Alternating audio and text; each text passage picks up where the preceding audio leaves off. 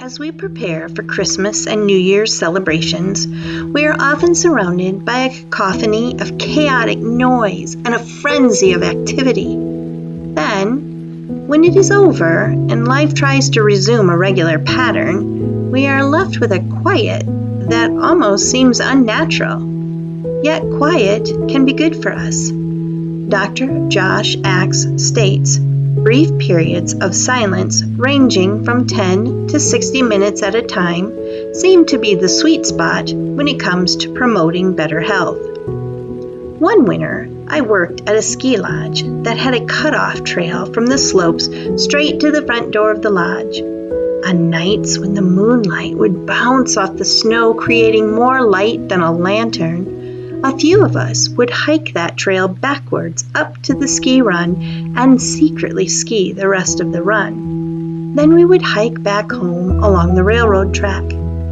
According to AccuWeather, when snow accumulates on the ground, it acts as a sound absorber. Sound waves are trapped in tiny pockets with the snow crystals, and the waves can't bounce and make their way into our ears as sound.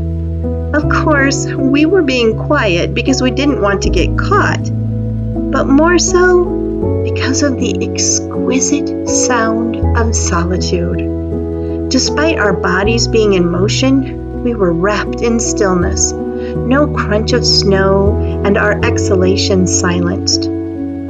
All we were left with was the pounding of our hearts from within. The silence I experienced on those covert missions was unprecedented. Rarely do we have a chance to, or make time to experience such deep and utter quiet. But we should.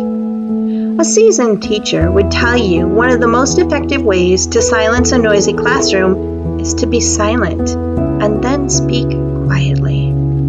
We need not shout to be heard or fight for attention in chaos. This is no different for God. He isn't going to shout to be heard.